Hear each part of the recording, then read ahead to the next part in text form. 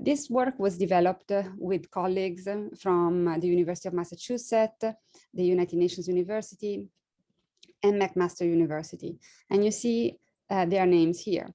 The project is a baby of the winter school that my colleague Nidhi Nagabatla is going to present during the parallel sessions just after this talk.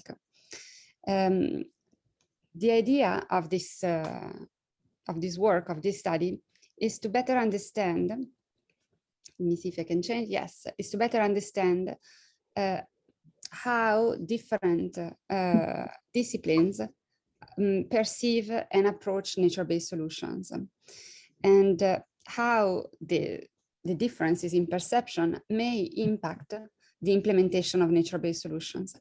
And in particular, we wanted to focus on economic valuation and the assessment of economic efficiency and equity of these solutions. We investigated these questions through a survey-based empirical study. And this empirical study, based on a survey, started at the end of the winter school. Now, why do we care about this?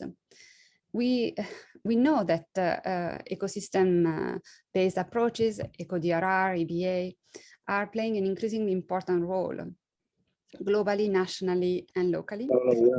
And we are witnessing how numerous entities, the European Union, the nation of Canada, several states and cities in the US, are currently investing in such approaches as part of COVID-19 green recovery strategies and plans.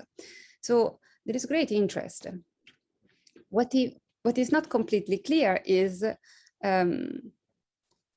how these approaches are assessed by practitioners coming from very different backgrounds. And we wanted to see whether there were diverging opinions or approaches that could potentially compromise collaborations or affect the implementation. And learning more about different perspectives and different approaches may help improve interdisciplinary collaborations and may enhance the economic efficiency, effectiveness, and most importantly, equity of MBS programs. So, as I said, this project started after the winter school. Nidhi is going to tell you a little bit more about the winter school. The winter school took place between December and January 2020-2021, all remotely. The focus is because we're already preparing the next one. The focus was MBS, so in particular disaster risk reduction and water security. 40 graduate students from all over the world joined the winter school, but they were affiliated to the partner institutions that are listed here on the right-hand side. So University of Massachusetts, United Nations University, and McMaster University. Of these 40 participants, 61% were female. We cover 17 nationalities and more than 10 disciplines, going from social sciences, including economics, to natural sciences, chemistry, physics, to religious studies.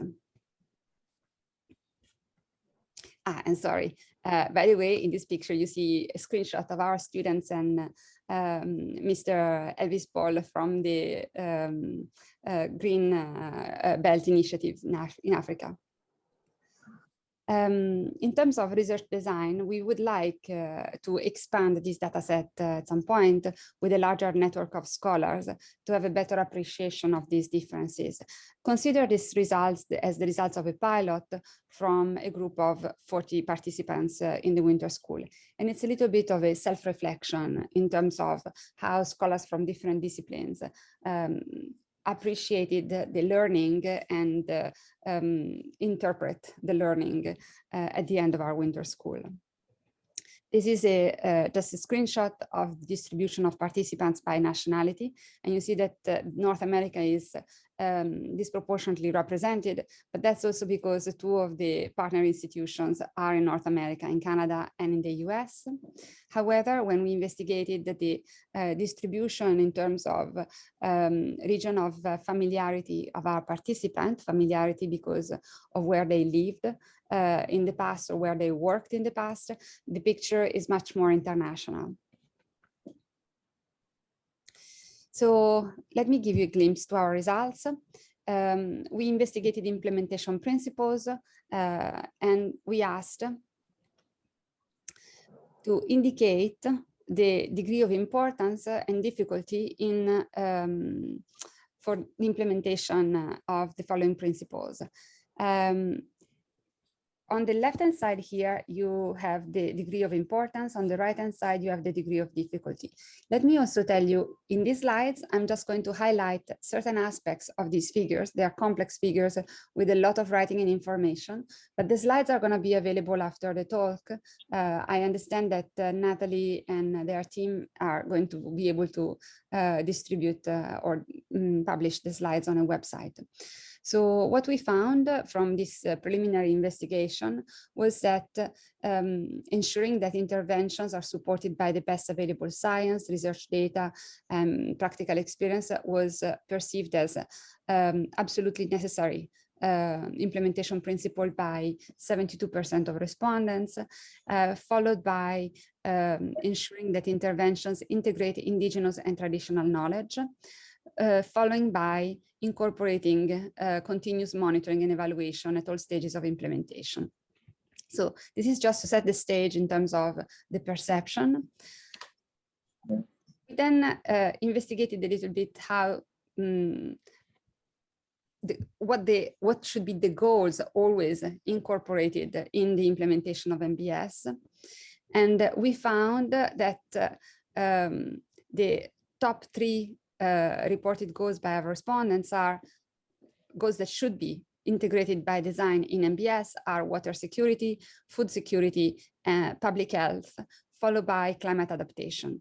So what is interesting here is that the first top three are really essential human needs, followed by climate adaptation, which is becoming an essential human need.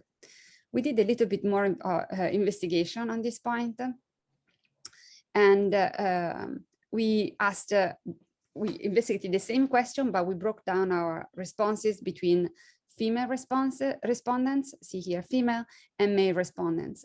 And what I would like to highlight is that even in teams that are extremely heterogeneous, but they are also extremely sensitive to sustainable development goals, you may find slight differences in perception. In fact, here you can see that gender equality is perceived as the fourth most important goal to always be incorporated in implementation. And this is for 67% of women, and it's perceived as important, crucial by 40% of men. So there might be differences that even in terms of gender that are important to appreciate in implementing MBS solutions. We continue with monitoring and evaluation. We asked how important are the following standards to perform a satisfactory monitoring and evaluation of MBS programs. And we found that the top three standards considered absolutely necessary are adaptive management, integration with ecosystem conservation and restoration, and system scale analysis. So adaptive management appears to be indispensable for long-term monitoring. And we also found that from qualitative data, because there is also qualitative analysis going on with our survey with a lot of open-ended answers, we found that monitoring is perceived as very important and should be integrated from the very design and inception of the project. Now let's move to cost effectiveness, and I'm going to show you some differences across disciplines. We asked, how confident are you about the cost effectiveness of MBS compared to traditional engineering-based solutions? And Dark blue here represents very confident, and light blue means not confident. And what we see is that the level of confidence decreases from interdisciplinary sustainability studies to economics and business. So essentially, economics and business students presented a lower degree of confidence in, with respect to cost effectiveness of MBS. The other groups that we analyzed are public and international affairs, science, technology, engineering, and mathematics. One consideration in relation to this result is that there is little knowledge about the, in terms of in peer-reviewed literature, so academic journals, there is little knowledge about the economic efficiency and of MBS programs, but this literature is growing. So this picture may change as results will show strong economic effectiveness or efficiency of MBS programs. And that seems to be the trend in the economic literature right now. We asked, is cost-benefit analysis sufficient to assess the effectiveness of MBS policies and programs? And the majority of respondents, 82%, said no. We investigated this answer through our discipline filter, and we found that the respondents most likely to indicate no are respondents in economics and business in terms of academic field, as well as interdisciplinary sustainability studies, followed by science, technology, and public and international affairs. How to interpret this?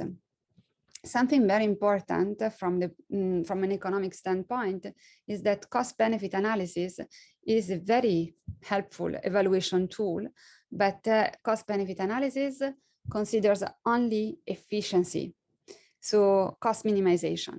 Cost-benefit analysis doesn't investigate equity.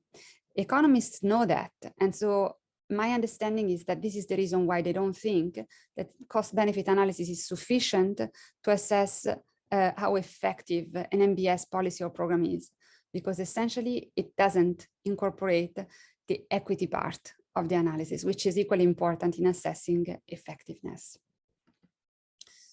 We asked, we're almost at the end of our slides, we asked, let's suppose a thought experiment. Let's suppose that your organization is developing a MBS project. The planning includes both cost-benefit analysis and precautionary principle analysis. And let's suppose that these two types of analysis give divergent results. What results would you pick to inform the project implementation? And the vast majority of students indicated precautionary principle approach. We know that this type of answer may depend very strongly, not only from the field of origin in terms of academic discipline, but may depend also on the region of origin geographically. In Europe, there is strong knowledge about precautionary principle, and in the US, for example, precautionary principle is subordinated to cost-benefit analysis. So this is something also to take into account when implementing this project in different regions. We analyzed this across disciplines, and we found that students from the public and international affairs area are most likely to indicate precautionary principle as the dominating strategic analysis in the implementation, followed by business and economics, science and technology, and interdisciplinary studies. The last little contribution is we also try to investigate how our respondents perceive nature-based solutions as possible contributors to the Sustainable Development Goals. We asked, in your opinion, how important, useful can Eco DRR and EBA be in contributing to the SDGs? And we found a very interesting graph that is symmetric. Don't be intimidated by the many numbers here. I will explain very simply. On the left-hand side, we are referring to Eco Drr. So how Eco Drr can contribute, how strongly Eco Drr can contribute to the SDGs. And here on the left-hand side, you actually see all the SDGs ranked. And on the right-hand side of this butterfly graph, you actually see EBA, so ecosystem-based adaptation. In terms of interpreting this graph, if you look at 58%, 58% in dark blue is crucially important. So this tells us that 58% of our respondents think that Eco Drr is crucially important in contributing to the climate action SDG goal 13. 57% think that Eco Drr is crucially important in contributing to sustainable cities and communities. 53% think that Eco Drr is crucially important in contributing to life on land. Essentially, this graph shows you, in terms of ranking, the degree of importance of Eco Drr and EBA in contributing to the Sustainable Development Goals listed here. What is interesting in this figure is that there is symmetry between Eco Drr and EBA, and the contributions, the perceived contributions, oops, sorry, for some reason it went back. Why it's happening? Sorry, guys. So, and the perceived contributions are very high in relation to climate action and sustainable cities and communities, emphasizing again the importance of these nature-based solutions measures in relation also to community structures. And lastly, a few conclusions. Perceptions about economic valuation and practices may significantly differ across disciplines. This is something that we have learned in this internal self-evaluation of the winter school.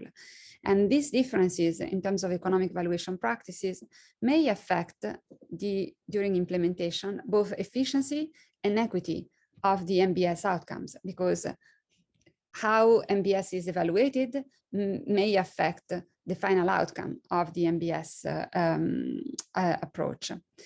And so our recommendation is that practitioners working in this field may benefit from training in economic evaluation techniques with an emphasis on equity and not only on efficiency, because, for example, CBA, cost-benefit analysis, that is vastly advocated for, maybe only one component in terms of an overall assessment of a nature-based solution implementation. There is also an equity consideration that should be investigated, and equity and analysis are two components of every economist analytical arsenal.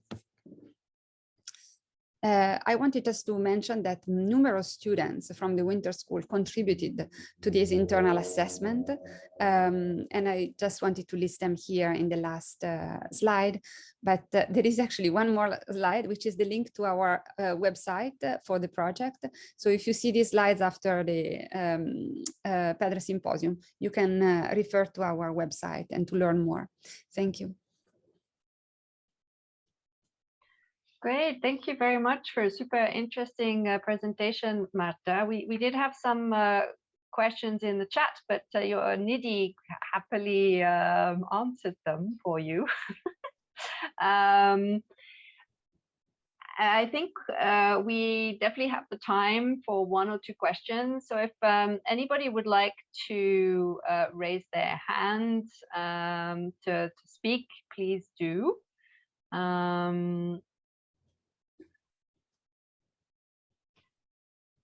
Karen, yes, please. Hello, Karen. Hi, Marta. Wonderful to see you here. Another new and old friends. It's fantastic to have this gathering. Thanks, Natalie, for the organization.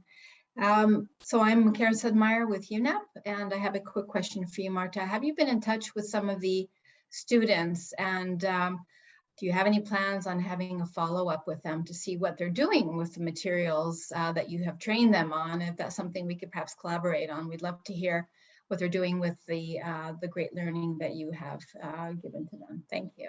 Yeah, as a matter of fact, we have been very much in touch with the students. We meet them still, a group of them, we still meet them on a weekly basis on Wednesdays. We stayed very much connected, and with at least half of the students from the winter school, we have developed different projects and studies. And I would like to mention one that is also in a poster, in the poster session.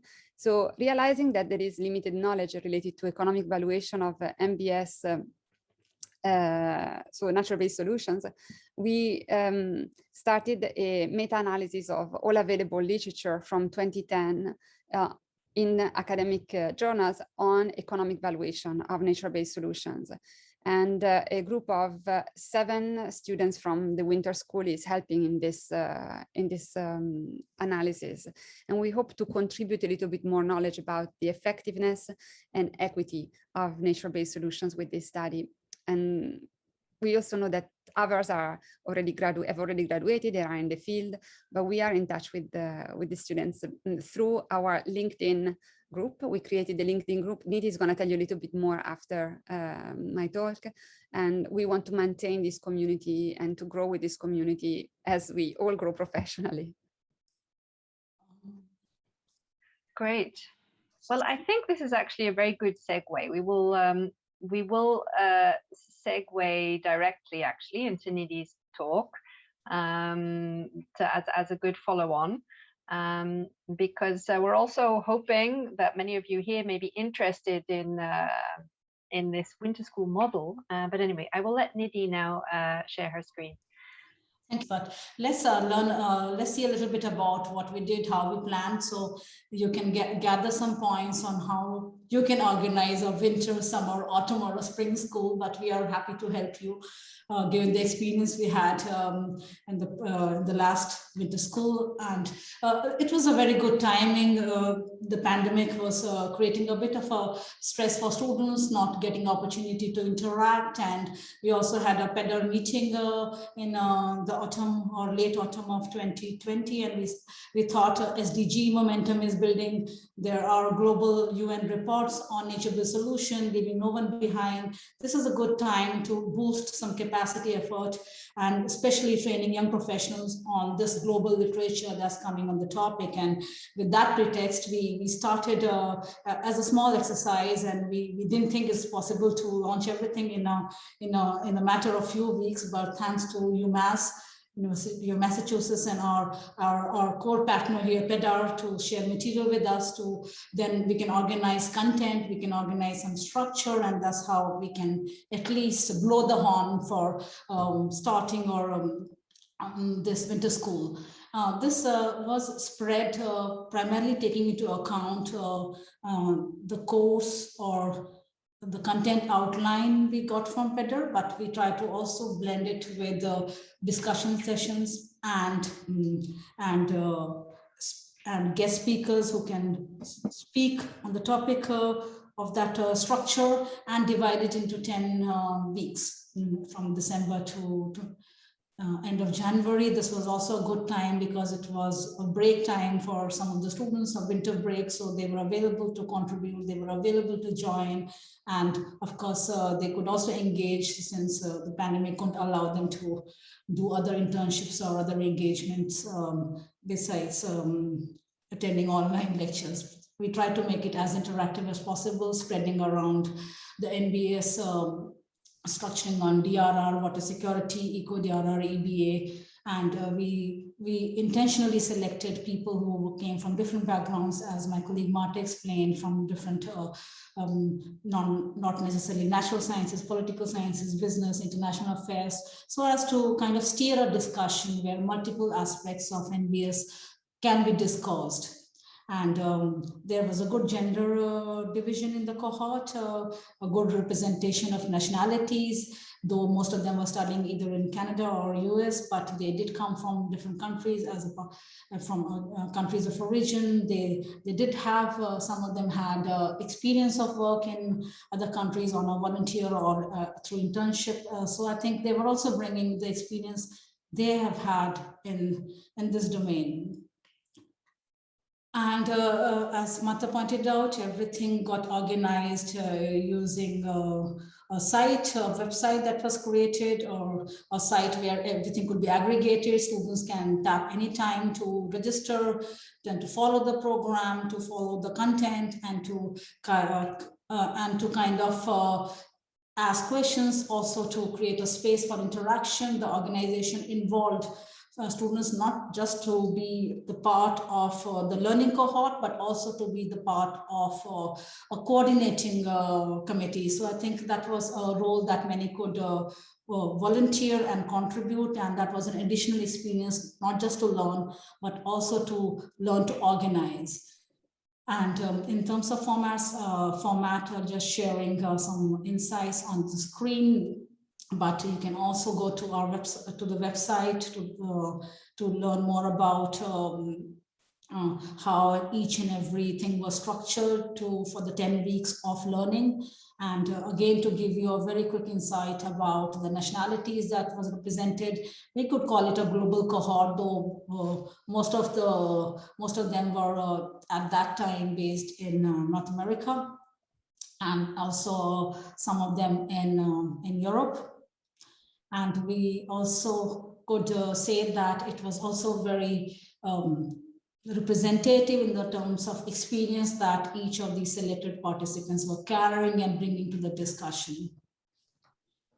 In terms of the actual delivery and deployment, we had we could source, and we also got advice from PEDRR to have speakers, most of them PEDRR members who could share their experience coming from different agencies. Caroline and Italium are on here. They also share their experience with the students, experts from IUCN, African Union, also from the government of Bolivia, are two representatives who are actually implementing some such programs for the government, and they shared about opportunities and challenges that apply to some of the developing countries in the global south, how they have to channel resources. They face barriers in sort of negotiating or consensus building, as NBS remains very very rich in theory, but still the people in the policy lobby are not very clear about how to plug it into existing policies and programs. And we also had representatives from UNU sharing their insights on programs and projects they are conducting, and also Nature Conservancy. And in terms of the teaching strategy, as you can see, we had weekly talks by a guest speaker for an hour, followed by a discussion of 1.5 hours.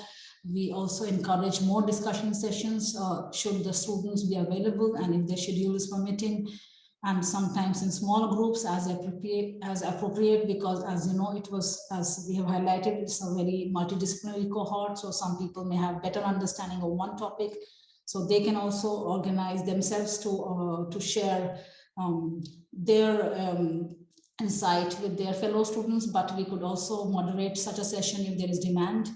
And I think something that really was fantastic here was that Martha could also create a LinkedIn group where we could share resources. We could also have an exchange place. We could see that if there are events, if there's an interesting article, we have a placeholder to share that. And this also helps to expand the professional network of the students who participated with us. But we also look to expand that beyond that direct cohort in the future, hopefully.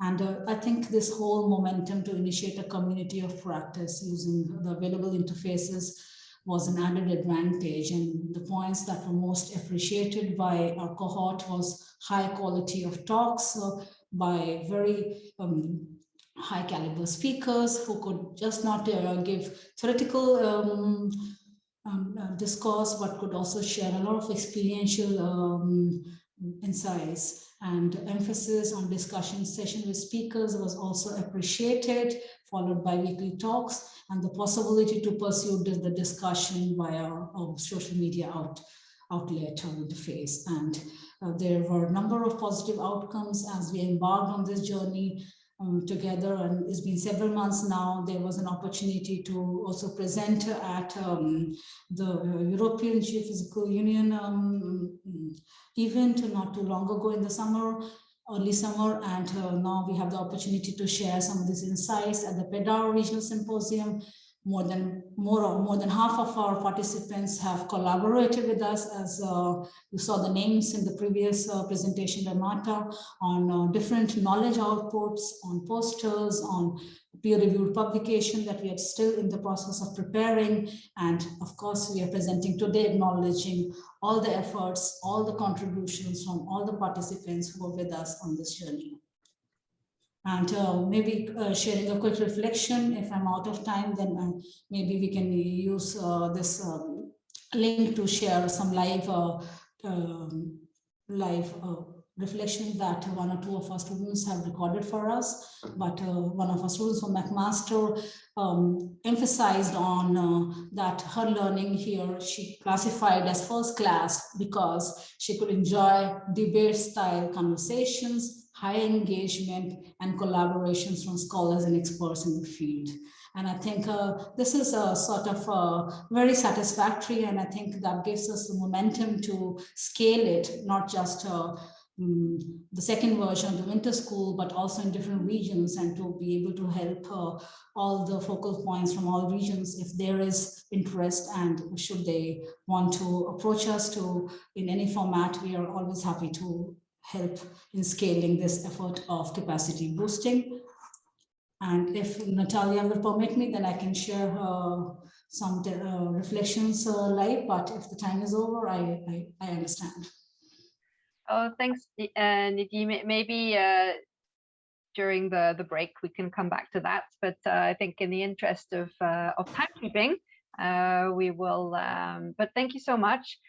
In the break, I will be sharing, for those who haven't yet, the Miro board, where we also have a dedicated place where you can sign up. Well, when I say sign up, for those of you who are interested in the PEDRR Winter School and would like to co-create a new version of that in your region or etc., there's a space for you to kind of, put your questions in your emails so that you can all exchange on that. Because I think this is a really great initiative using the PEDRR's Master's Course materials. If you also want to know more about the PEDRR's Master's Course materials, that's something we can also provide some information on the Miro board if you like. Now we have just another couple of speakers before the break. One will be very short, and it's my colleague Mikael, who will just briefly talk to you about our MOOC, if you haven't already heard about it. Thank you, Natalie. Yeah, so hello everyone. Thank you so much for having me here today. I'm just going to take a couple of minutes to talk about our online course on nature-based solutions. So my name is Mikhail. I'm currently based with the United Nations Environment Program here in Geneva, Switzerland. So as some of you may know, we launched our online course at the beginning of this year. The online course is called Nature-Based Solutions for Disaster and Climate Resilience. So for those of you who are new to our program, our online course offers you an opportunity to get a basic understanding of what are nature-based solutions, why nature-based solutions are relevant, and how can we, as a collective, apply nature-based solutions in our work and everyday life, among other things. So for those of you who like statistics and data, we have approximately 50,000 participants enrolled in our course, which is super exciting. And they're from all around the world. In fact, around 45% of our course participants identify as being under the age of 25 years old. So it's super exciting to see all the engagement in nature-based solutions from our youth participants. Well, despite our growing youth demographics, our course is actually open to anyone who is interested in learning more about nature. So whether you're a student, a business owner, engineer, or just anyone who's interested in the topic, you can take the course at your own pace. Our overall goal is basically to create this course to bring people together from different backgrounds, create meaningful discussion, and especially to support our call to action to give back to nature. In terms of the duration of the course, so it's self-paced, so you can take it at your own leisure. It takes about 3 to 6 hours to complete, but do take the course at your own pace. Like, take your time, enjoy the materials, because our team and our partners took a lot of time and effort to put this course together, so do enjoy it. And in terms of our course content, we actually have lecture videos, we have various case studies, we even have these really cool 360 virtual reality videos, so you can actually see them 360. And everyone has access to the discussion forum, so it's a great place to connect with people and just to engage with meaningful discussion on the topic, no matter your background. So if you manage to complete the course, you will actually receive a UNEP certificate from us. So these certificates are actually manually processed. So it typically takes about a week to receive the certificate. And you must complete the post-course survey to get it. So please make sure you follow the instructions. And your patience is appreciated. So, and last but not least, for those of you who may not be a native English speaker, don't worry. Our course is actually offered in 8 languages, including Brazilian Portuguese. That's an exclusive for all of you. Our course is now in Brazilian Portuguese as well. So if you sign up today, you'll gain access to all 8 languages. So hopefully you'll be able to complete the course in the language that you're comfortable in. And last but not least, I just want to give a couple of thanks. So thank you to everyone who was involved in developing this course. A big thanks to our donor, and most importantly, I would like to thank all of our course participants for supporting us in making this course a reality. And the last shout out goes to all the course participants who joined up at the symposium today. There's a lot of you, so thank you so much for joining us today. And for those of you who have yet to sign up for our online course, please feel free to sign up today. Like, don't miss out on this opportunity, and we hope to see you on our course platform. For the link, my colleague Jan has posted it on the chat, so please click on the link, and all the instructions are there, including our pro video. So hope you enjoy it, and see you on the platform. Thank you. Thanks, Mikhail, for that introduction to our MOOC. Okay, so the last speaker of this session on teaching is Naeem Shahzad, who's going to talk to us about disaster risk reduction capacity building through academia in Pakistan. So here we're giving you, let's say, also a different view of the importance of teaching on this topic. Okay, thank you very much. First of all, thank you very much for giving me this opportunity to give our point of view with regards to disaster risk reduction capacity building in Pakistan. Obviously, this presentation would be a slight different from what you have been looking around before my presentation, but I'll try to actually, we are still far away from launching this ecosystem-based disaster risk reduction and climate change adaptation, or ecosystem-based adaptation. But we are doing our work as far as the disaster risk reduction is concerned through the capacity building from the academia point of view. In the next 5 to 10 minutes, I'll be explaining you with regards to the efforts which we are doing in Pakistan with regards to capacity building in disaster risk reduction.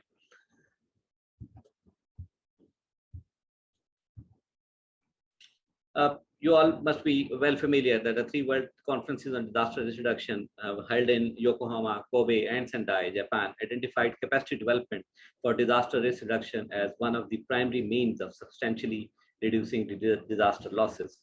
And since then, many organizations are involved in supporting capacity building for DRR, both bilaterally and multilaterally, which include United Nations agencies, regional governmental bodies, international NGOs, Red Cross and Red Crescent movement. The importance of capacity building has been increasingly recognized in the last few decades. It is most commonly perceived that education is the most important and the most powerful weapon in awareness raising and educating the masses on different important issues. In a socially, economically, and religiously diverse state like Pakistan, higher education institutions and universities imparting education and conducting cutting-edge research are the central mechanisms that can definitely contribute towards capacity building for disaster risk reduction. The capacities in the world exist in different forms, which include knowledge, skills, technology, and resources. And academia and various professional associations are the prominent stakeholders in disaster risk reduction. Once they provide requisite education, they provide the requisite training, they conduct research and development for professionals and other stakeholders, and by inventing of methods and techniques for disaster risk reduction, and obviously mainstreaming disaster risk reduction into development policies and plans. This graph actually shows the relative level of engagement of science and technology in the Sendai framework priority areas, and you can see what level of importance does the Sendai framework of action gives to the understanding the disaster risk through assessments, through different databases, through baselines, and obviously through the capacity building. if you look at these, the keywords which have been used in the HFA and the Sendai framework, you can see the word science, scientific, technology, technical have almost 3 times increased as far as the Hugo framework of action is concerned in the Sendai framework, which was launched around 5 years, 6 years from now. Coming over to what we are doing as far as the academicians is concerned in Pakistan, some universities have definitely started disaster management programs at undergraduate and graduate levels, but you can well imagine that only 4 to 5 universities in all across Pakistan are offering this program, which is a very, very minute number with regards to the capacity development and the higher education in disaster risk reduction is concerned. Besides capacity development in context of disaster-related knowledge, capacity enhancement of the existing universities in line with the international best practices and modern technologies is vital. Enhancing the capacity requires enormous efforts and time in understanding the local context and finding the appropriate means.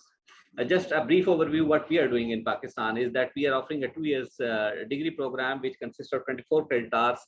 It is generally the more or less followed all over the world. As far as the disaster management is concerned, the first batch started in fall 2012, just in the aftermath of 2010 devastating floods which struck Pakistan, and our city, which is Risalpur, one of the campus of the National University of Sciences and Technology, came underwater for the first time in the witnessed history. And it was then our principal decided that we should do something with regards to disaster management education is concerned in Pakistan. And thanks that we are the 10th batch is going to start 1 month from now in fall 2021. We have already enrolled 102 students and 69 have graduated from that. The latest trend is this latest trend have been adopted from the Asian University Network on Environment and Disaster Management. We need to focus on the higher education in disaster risk reduction through university education. Then this university education would be transformed into research, and it would be increasing the focus on the process-based approach. And finally, we're going to implement these the knowledge which we have gained and the research we have carried out in the field practices on ground through the collaboration of the international NGOs, which are actually operating in Pakistan in most of the areas with regards to disaster risk reduction, climate change adaptation context is concerned. Here, I would like to add that after attending, I was lucky enough to attend a meeting, training of trainers on ecosystem-based disaster risk reduction, climate change adaptation, and ecosystem-based adaptation in Thailand. And I pursued that at my own. And being from my position in the National Curriculum Review Committee of Pakistan, I was able to add this ecosystem-based disaster risk reduction and climate change adaptation course in the national curriculum of disaster management in Pakistan. This effort was started back in 4 years back, once our Higher Education Commission of Pakistan decided that we should have a uniform course of disaster management all across Pakistan. And then at that moment, I was able to get this course added in that one. And similarly, I processed this case for the inclusion of this course in the elective subjects being offered at our master's program in disaster management. We have offered this course around to the students of 2018 batch, which was 2 years from now.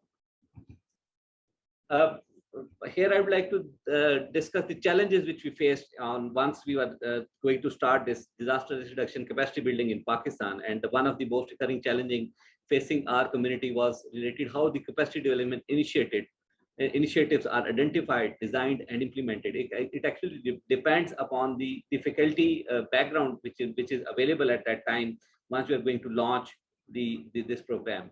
Many disaster risk reduction initiatives are undertaken without a proper capacity assessment. You don't have the capacity to actually launch that program. You must be astonished to hear that back in 2012, once our university was about to launch this program, and we were actually working on inception and working on the launching of this program. We found that only 2 PhDs, which were related to disaster management faculty, was available in all across Pakistan. And then our university took initiative to build our university's capacity through faculty development program, and we were sent to Asian Institute of Technology in Thailand to get higher education in this. And then after that, we continued with this. program since 2012. Some university began disaster-related research programs, which is encouraging sign. But as you can see, 4 universities across all these universities in Pakistan is still a very meager amount, and we still lack qualified faculty to actually run these programs in most of the universities. And there is a tendency to undertake capacity development for disaster risk reduction according to one's own rules and experience. For example, one of the universities started a disaster management program in Pakistan, and most of the faculty was having a geographical background. And most of the focus of that program went towards the geography related areas and towards the GIS, and many other aspects were being neglected. Similarly, another university started a program with an engineering background, and the major focus of that disaster management program went towards the engineering side and neglecting the social aspect of that one. So this is another challenge which we are facing at the moment in Pakistan. There are many other factors and issues that influence the capacity development for DRR. One of them being the tendency of the external partners to have a right answer or to know better approach to capacity development, which is not tailored to fit the needs of the targeted organizations or country. Because as I told you, the number of qualified PhDs in Pakistan is very, very less. So once you adopt the foreign models, it is likely that they are going to be impressed by that model, and it would be difficult to develop a program in our own country's context and the needs of the target organizations of Pakistan. Experts are often recruited. For example, you recruit some consultants who actually launch a program, and they're recruited for a short period. They do their work and then they leave before any institutional memory can be created. This is another problem which we have faced here while launching this program. There is another inclination to ignore the established systems, strategies, and capacities, and thus creating parallel systems. That means because once you create parallel systems, it results into overlapping of the tasks and overlapping of the responsibilities, and definitely you cannot fix the responsibility, and you cannot hold somebody accountable for what went wrong. Projects usually decline soon after the external expertise is withdrawn, and because you don't have the local expertise in that, and once the foreign expertise are gone, that means the project is stalled and it declines to give its optimum usage. Capacity development projects for disaster risk reduction focus frequently on training individuals without paying enough attention to the organization issues, structures, and how such organizations interact with each other. It is a self-explanatory challenge. At the end, I'll conclude that as far as Pakistan is concerned, a naturally coordinated and consensual approach for creation of a knowledge network is required. We need to have an enhanced collaboration between the disaster risk reduction academicians and practitioners, because there is a lot of gap between them. The international NGOs and the NGOs who are expert in or who have experience in launching such programs are actually doing it at their own, and they don't have any connection with the academicians in Pakistan is concerned. Incorporation of model tools and techniques in disaster management curriculum, because we cannot focus with the more and more research. The knowledge is being created, and you need to incorporate modern tools like the use of drones for the needs assessment, the use of AI in different aspects and different phases of disaster risk reduction and disaster management. Research and development or optimization of modern tools and techniques in Pakistan's context is definitely very important. Higher education institutions and disaster management authorities now have to rethink and redesign their policies for their effective role in capacity building of disaster risk reduction specialists in Pakistan. We need to enhance our capacity. We need to increase the number of universities offering the academics with regard to disaster risk reduction and climate change adaptation is concerned. And without quality education, which critically prepares a young mind to face and provide solutions to varied types of problems and being faced by Pakistan or any other development state, we are going to be ill prepared to face the future disaster threats, which are increasing in frequency and intensity with every passing year. Here, I would like to thank you for your patience listening. And if you have any questions, you are most welcome to ask it, and I'll be happy to answer those. Thank you so much, Naeem Shahzad. That was a really interesting presentation, especially to hear some of the challenges that are faced, and also at the same time highlighting the importance of higher education and quality higher education for sustainability of knowledge in the country. I see we do have a question from Kerry. who asks, how are you integrating the experiences of local NGOs in the doing DRR into the curriculum? Once our university has a very particular way of revising the program. Actually, once we launched that program, we revised it after around 4 years of time, and we consulted the major organization which is dealing with disaster, that is National Disaster Management Authority. Obviously, we did not consult with the NGOs, but we consulted with those the National Disaster Management Authority. We shared our complete curriculum with them, and we took their comments on that one, and we then tailored our curriculum according to that one, obviously keeping in view the guidelines which were provided by the higher education in Pakistan. But yes, we definitely need to incorporate the experience of the local NGOs in this context, because they are the ones who are actually launching these programs on ground, and their real-time experiences could help us improve this curriculum which we are offering in our university. Great, thank you. If you see the chat, Kerry said that's a great model. So we've come a little bit late, but that was expected, just to have a short break. And oh no, we won't have a short break just yet. I am forgetting something. Before our short break, I would like just have another short session just for some feedback from students themselves who have been studying these topics. And I have one student who has volunteered to give just a very short feedback, Sandra Edouard. If you would like to give your feedback on learning these topics. Yes, sure. Thank you. Hello, everyone. I'm Sandra Spiro. I'm a postgrad student at Emmerich, Resource Efficient Cities, the fourth intakes from Faculty of Engineering at Shams University, Cairo, Egypt. And I have attended the online course of nature-based solution. So in my master program, we go deep into how to consider that our cities are a complex system that face many urban challenges, economic, environmental, demographic, social challenge, and to understand how cities can be designed in a more sustainable way, how to use our resources efficiently, how to use environmental techniques to solve our problems, face our challenge, and satisfy our needs without compromising the ability of future generations to meet their own.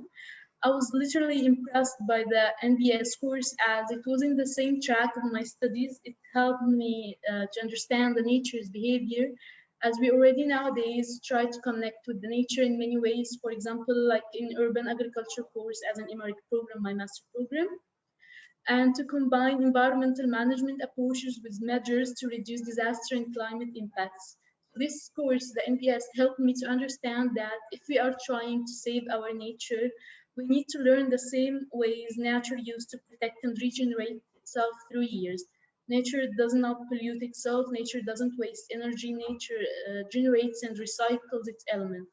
What was really interested in this course, in studying other countries' case studies, that we realized we are all in this together. We are all facing hard challenges, climate change, global warming effects, and resources scarcity. We saw similar situations and simple yet innovative solutions used that we can learn a lot from and can be applied in many other different cities worldwide. Example, what we saw in the landslides in Kenya, flash floods in Oman, Australia's wildfire, and others example we saw in this course. That was such a great opportunity to change the way we think with nature, not against it. And thank you. Great, thank you so much, Sandra. It's really always great to hear from young people and next generation. It's always really inspiring to hear how the work that all of us who are involved in capacity building or in teaching, know that we're helping to get you inspired, and then that you will be taking this forward in the future. So thank you very much for your inputs.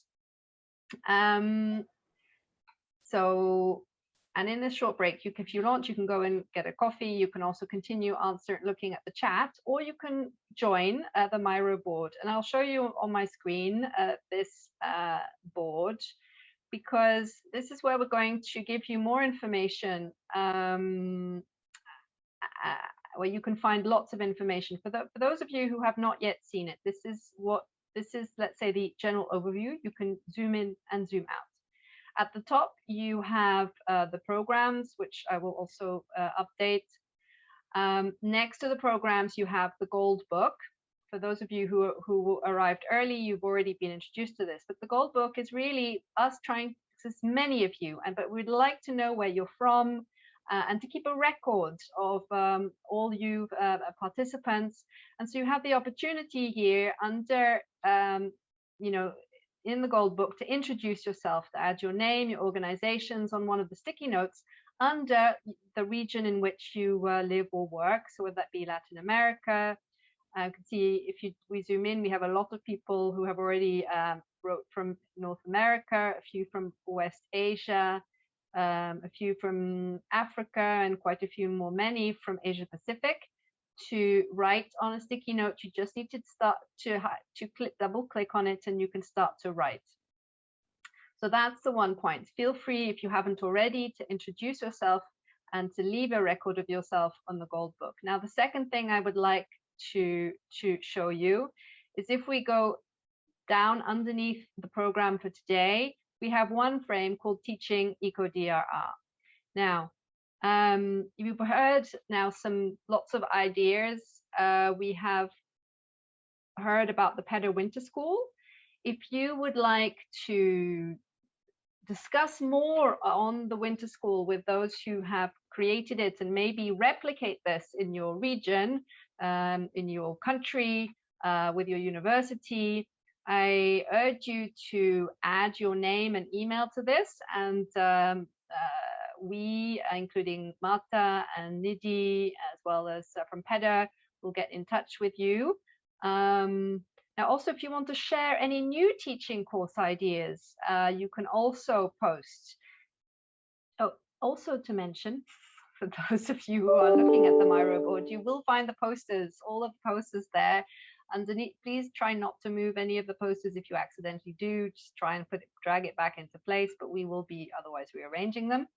Under the posters, you also have some post-it notes where you can ask any questions, and the authors of the posters will get back to you on any answers. And you can also vote for your favorite poster by taking one of the green dots, which is here, to your favorite poster. As I said, this will be open through today, through tomorrow, so you still have time. And I'll stop sharing my screen, and hopefully you managed to join the board.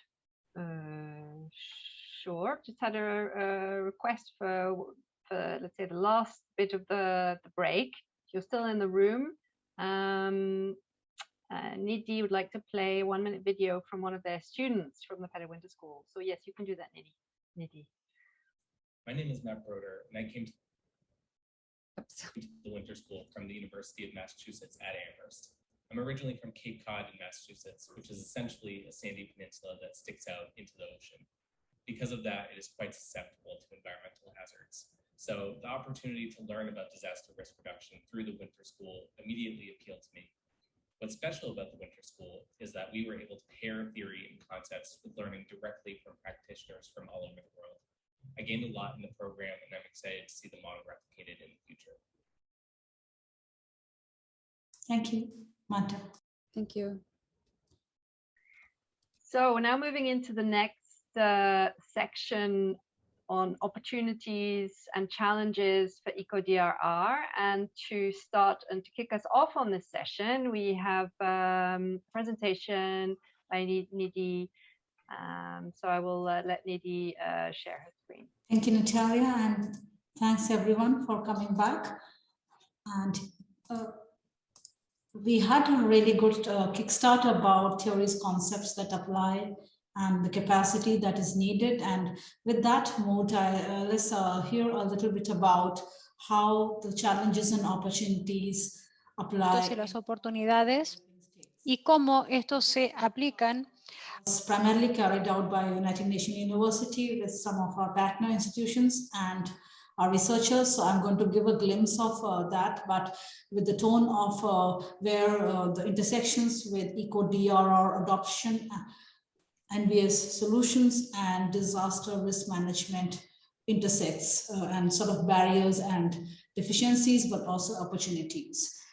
A bit of context about SIDS, if you're not familiar, very quickly about SIDS account for 1% of Earth's population, small in that number, but it has a representation of number of UN member states, as you can see on the screen. It has, these states come from 3 different geographies, Pacific, the Mediterranean and African, and also the Caribbean, so pretty much global distribution. Most of these SIDS are in the face of developing a strategy for sustainable economy development and societal well-being. So they are at crossroads. While they are at crossroads in the development paradigm, they're also at the crossroads in facing the multi-faceted impacts of climate change and hydroclimatic variability. They're also very distinct because they have resource scarcity, and the resource availability and the resource use nexus is very complex and dynamic. And this dynamic complexity is exacerbated by the impacts of climate change. In the report by UNESCO in 2017, more than 70% of SIDS face a risk of water shortage, accessibility of drinking water for sanitation and different needs. And that can go up to 90% in SIDS with low altitude. So if it's more of a flatland. Communities are particularly vulnerable than mainstream landmass or member states communities because they are much dependent on for income generation, for livelihood options on land, water, and oceans.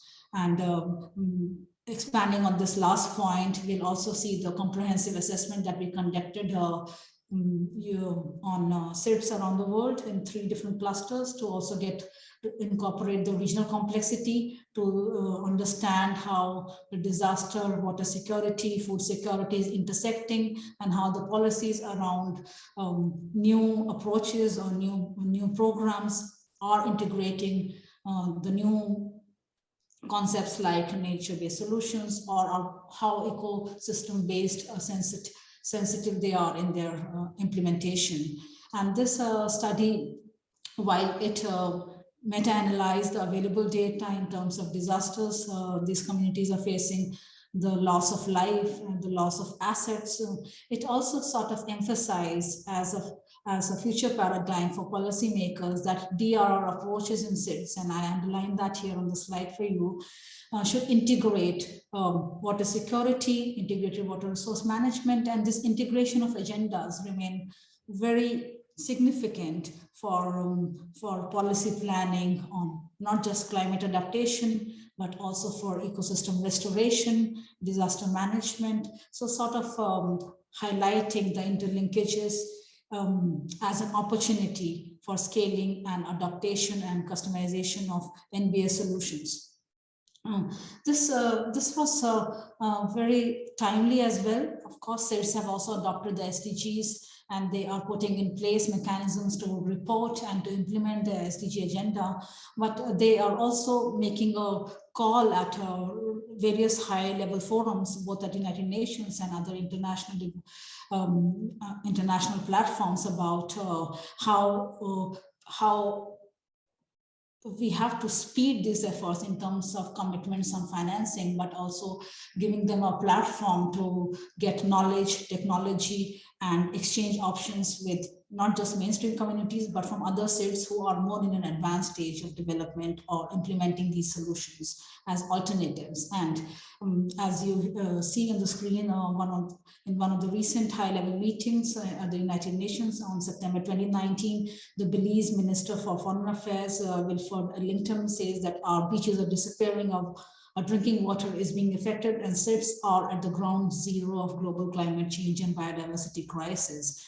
And at this time, when they are looking for solutions that are smart, that can attract more innovative financing and more sort of technology adoption. I think NBS is a thing that can be projected to offer some of those solutions. And with that understanding in our policy message coming from this comprehensive assessment, but also the other policy analysis that we did in tandem, we could outline at least 3 policy messages that water security should be at the core of DRR policies, because these issues also remain very close to the human right agenda: right to water, right to sanitation, and right to clean air and water supply. Then one of the policy recommendations was increasing the DRR capacity efforts into all SIDS, and within that policy recommendations, NBS and Eco DRR strategies and approaches was given a special place holding by proposing this policy recommendation. And the third policy recommendation that we could put in after this synthesis exercise was that the SIDS also have different geographies, yes, as I said before, and that socioeconomic, the geographic, the socioeconomic, and the sociocultural complexity in each of these regions, be it Pacific, be it Caribbean or Africa-Mediterranean cluster, we can see that they would need more tailored approaches, but they can have a more robust voice in international forum for dedicated finance if they come as a group. So we also wanted to encourage that a regional agenda becomes also a significant part of negotiation and consensus building, and at taking note of that, then we conducted a more detailed analysis for different regions, and again to just show you how these different regions have different states, some of them at different levels of economic development, different levels of GDP values, and so we wanted to encourage a more of a regional approach to bring their agendas, which can be very specific to the region. And having said that, again, we did some meta-analysis on available data, and we could see that some of these specific regions, Caribbean, for example, has more to do with storm management, and in terms of the Pacific, there are certain states that have the problem of drought, but flooding is a most predominantly significant issue that they have to deal with. And if they have to outline their NBS or Eco DRR strategy, these specific distinctions do make their job easy to see where their issues are and how to sort of prioritize, instead of clubbing all these islands into one big packet of SIDS. So have those more sort of a regionally specific approaches in adopting the NBS and Eco DRR strategies, and again putting the number of water-related disasters as a key indicator into designing those strategies. We also did a lot of sort of quantitative trends and pattern analysis to give evidence-informed policy documentation for the member states, where these reports and documents were shared, and to make a significant connection with the SDG. So on the screen, you can see that we have for each and every state outlined the status of their access to improved drinking water and sanitation.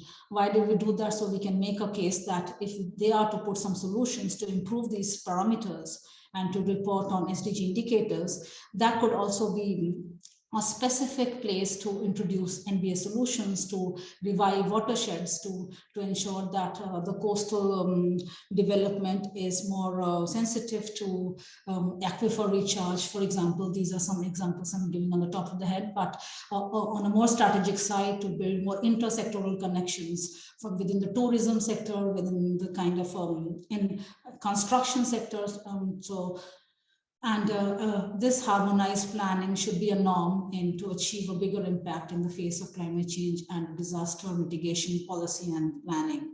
And again, to emphasize that the action should be taken as a group. So if one sits in that geography or in a particular socioeconomic setting has placed one intervention and has some lessons, then I think scaling as a group and taking action as a group becomes a bit more of a cohesive and collaborative effort.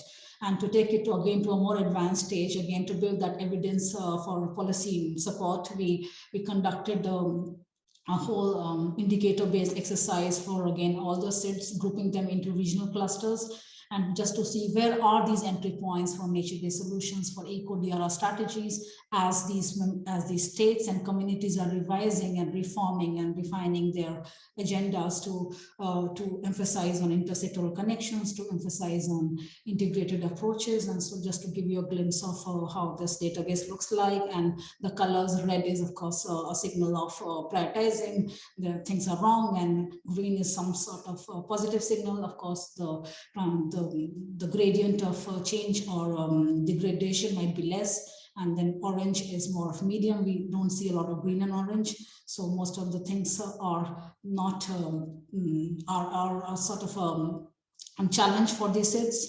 And again, to keep it short, to give you more a very focused policy message that we could put in place to build cross-sectoral cooperation and data sharing, because the data capacity, the information collection capacity of individual state is not up to the mark, and they have to dedicate financial resources, human resources to collect this data. So building more of a cooperation at a regional scale might also give them an impetus to do that collectively.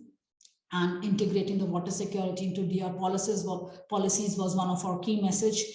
Engagement with development agencies on very specific agendas, as I would take your attention back to that. If it is Caribbean, they have separate set of DRR disaster challenges than the Pacific or the Mediterranean. And so I think the idea was to create a space and a momentum for eco-DRR and NBS agenda in the existing mandates and the existing objectives, be it SDG agenda or similar obligations that the state has signed to, and the agendas that apply. So we did give them a conceptual framework of how to kind of integrate those agendas, mainly from a water security lens, but the conceptual approach remains flexible and very simple to incorporate it in an energy agenda or in improvising the food security agenda. And one thing which is really promising news, that all these small islands have already organized themselves at a UN level into a platform called the Samoa Pathway, the Small Island Developing States Accelerated Modalities of Action. And this platform has committed to more than 300 partnership mechanisms. So I think this is a good entry point for even the NVS and the DRR, eco-DRR approaches to use the existing platform of collaboration, the Samoa Pathway, to maybe steer some of the changes that can be implemented with the NBS and eco-DRR lens. So I just wanted to emphasize on the existence of modalities that will give an impetus for the eco-DRR NBS agenda. And this Samoa Pathway is a really very active platform, so to speak. They've been doing everything on an annual, on a yearly level. They are reviewed. They have a space in the high-level political forums of the UN, and I think they are also sort of making space for sustainable development agenda, from the water security, ecosystem restoration, disaster risk management approaches, and alongside, of course, trade and economic development issues. And there are other modalities. Just to give you a glimpse, the slide will be available with specific items where eco-DRR and NBS can find a policy space as an alternative means for development and sustainable development, to really emphasize on SDGs is giving a momentum for the SID states to then relook into some of the policies that apply in the natural resource management domains. And they also have a partnership toolbox.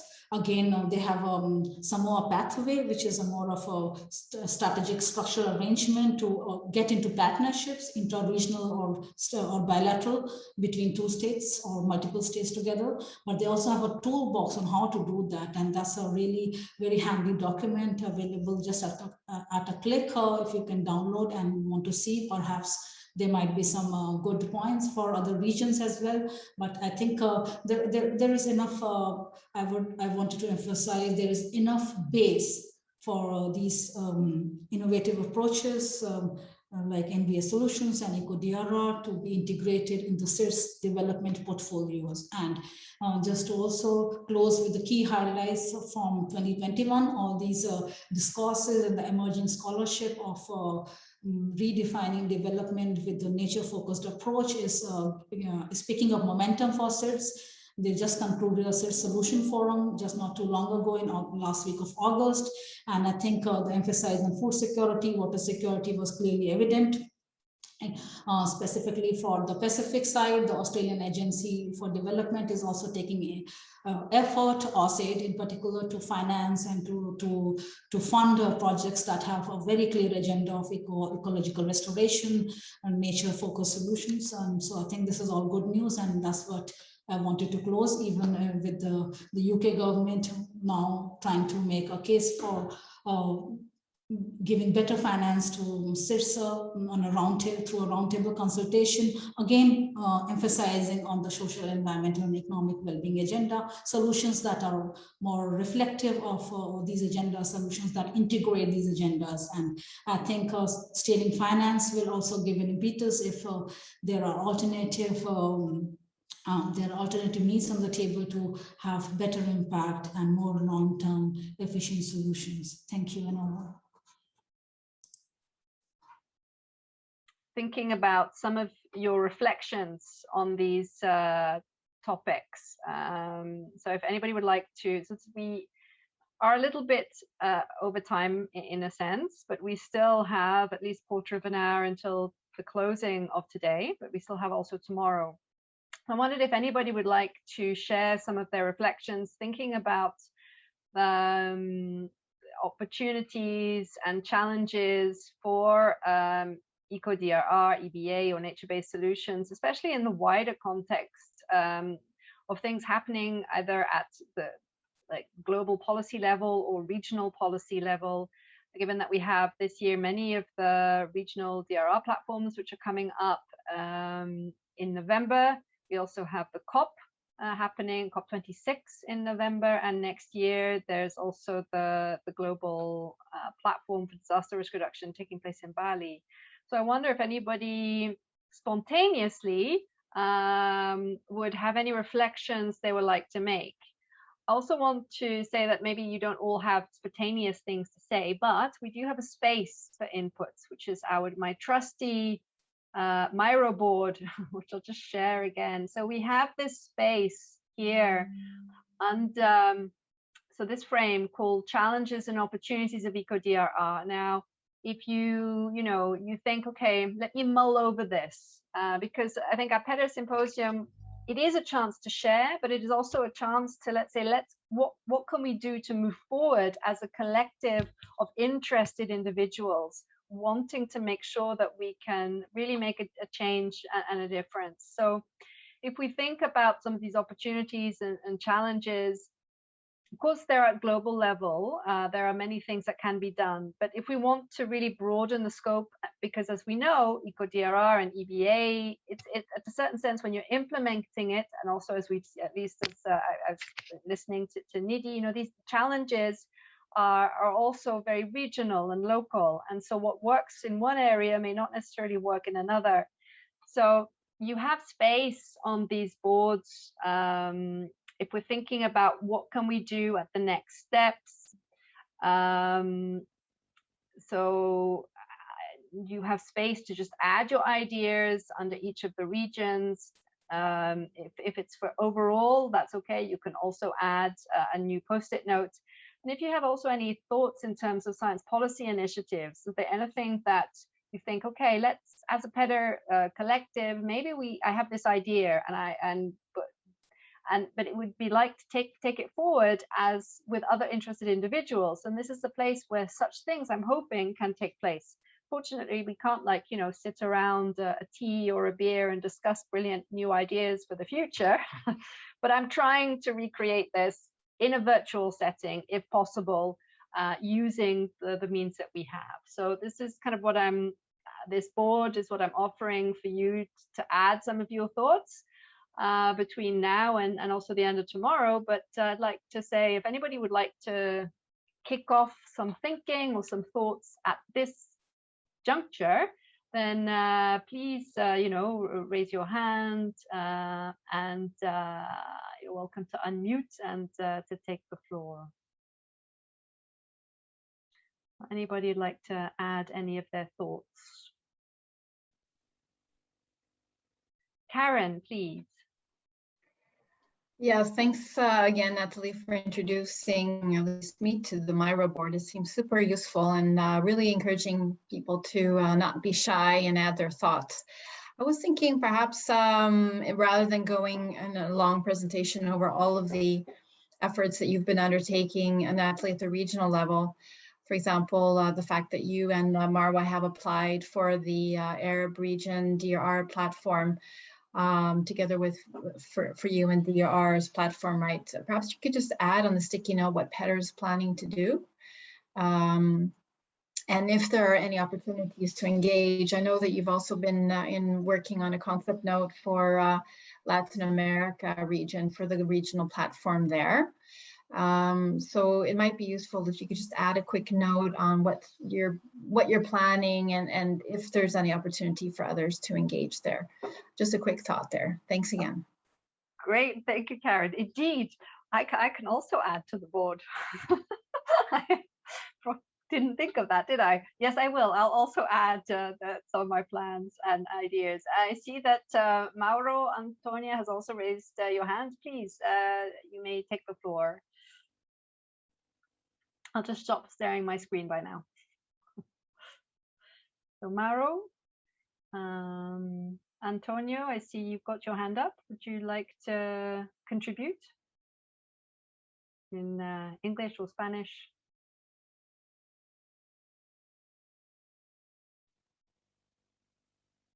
Maybe that was, oh, Julissa? Buen día, Natalie. Buen día a todo el grupo. Natalie, and good morning to the whole group, PEDRR group, and everybody. Very nice. The presentations from here, Lima, Peru. It's about 8:15. Excellent, excellent. The board. The last thing I think was just outstanding. I think that from a perspective of my opinion, my humble opinion and contribution, suggestion, it could be the initiatives with the the SARSI initiatives, and to be able to move forward with natural solutions. For example, in my situation, in my task on sustainable fashion, what I try to do is that all my products have the features that are sustainable, but also at the same time to show it also with these initiatives, these small initiatives. For example, here in my country, there are foundations, nonprofit foundations, and it's to help the plantations in Chihuahua, the species of flowers, of the varieties that exist, to keep caring for the crops and we have in the lungs of the world. That is something that, one can incorporate in small steps, and thus growing and developing sustainably and turning these opportunities that might arise, turning them around. Thank you very much.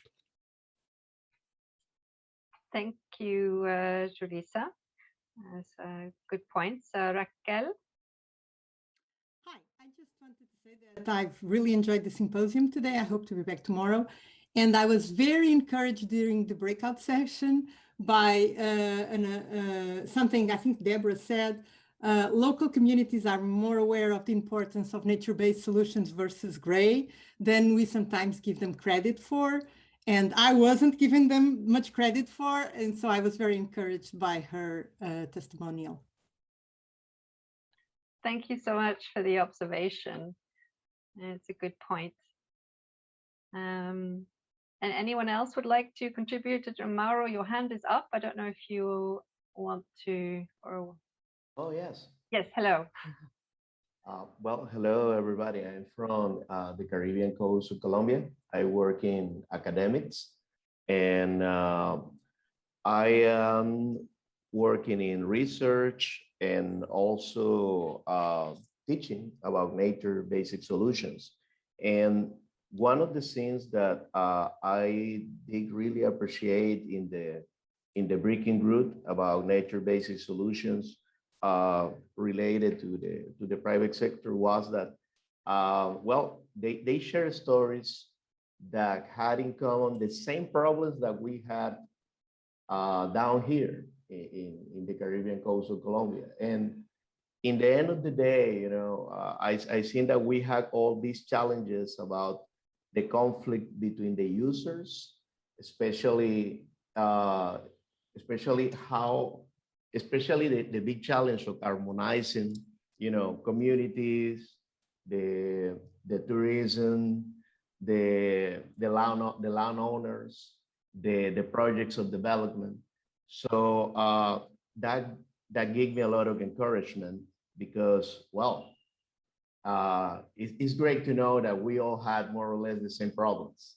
Thank you. Yes, thank you. It's true. I think we're also being able to share experiences does make a big difference. Also, to be able then to find solutions to those together. Okay. Hola, buenos días. Okay, Silvia. Yes. Gracias. Gracias.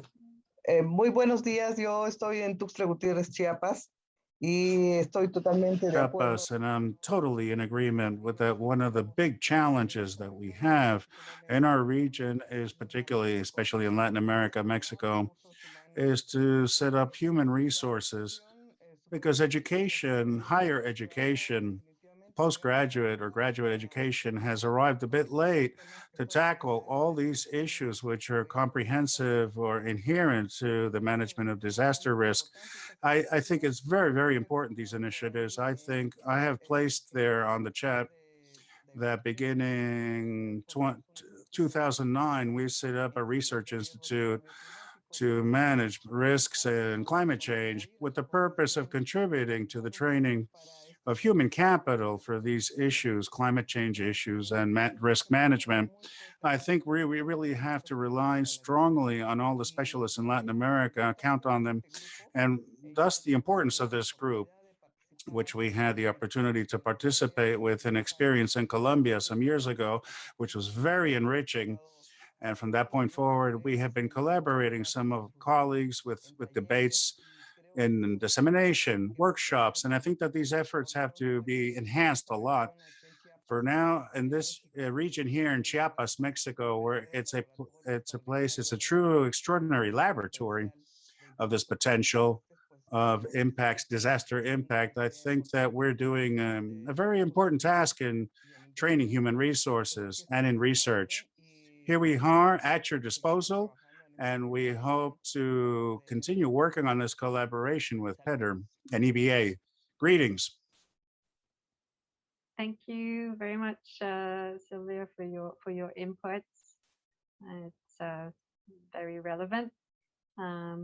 Peter, you also have your hand up. Okay. Thank you very much for having me. As you can see, I'm Peter. I've worked in Ghana, which in West Africa, for almost 20 years in conservation. Mainly, it has been in protected areas, as well as global biodiversity areas. I've worked in ecotourism. I've also worked in law enforcement. I've worked in community participation and engagement. And it's been so great listening to other colleagues talk about similar issues all over from their places. Yeah, I think communities are now engaging and using NBS, but I think we're supposed to help them understand more so that at least they can see the benefit and the policies that are with NBS and possibly gain more knowledge and understanding of it. In fact, I'm so glad to be here and thank you very much. Great. Thank you very much for your input. We have maybe a few minutes left of today. So I wonder if anyone else would like to contribute. Otherwise, I do want to say, please come back to this Miro board that will be open throughout today and tomorrow. Don't forget about it. And this is, let's say, part of today of this symposium package, and we really hope that it will help network, help create new initiatives, new projects, maybe a replication of the Better Winter School, or who knows, maybe input into the next global platform, next regional platform, let's say maybe inputs into a next conference happening next year, for example. Or something else at your regional level, whether it's the creation of a new training or a new awareness raising campaign, or putting together different of your organizations to kind of stimulate new projects or whatever they are. Really try and maximize the use of this space for that. We have an exciting program tomorrow on some technical aspects of Eco Drr, as well as focus on urban areas, which is an area which has been growing in very quickly in research. But let me hand over to Zita, our PEDRR chair, to close for today. Thank you very much, and thank you very much for the really engaging program today. I was looking into tomorrow's agenda, and it starts with poster and fun. And I think that's really important because so many people invested a lot of energy and time to making really informative, nice posters. I was spending yesterday quite a bit of time with it, looking at them, and really, really good posters. So if your time allowed to come half an hour earlier before the meeting starts, and knowing Natalie and Karen, the fun part will be important. So I would make some advertisement to come and have a look at the poster and enjoy the company. I wish you a nice evening or a nice day, depending where you are. And thank you very much for your interest. See you all tomorrow. And thank you very much, Natalie, for guiding us through the program today so nicely. Thank you.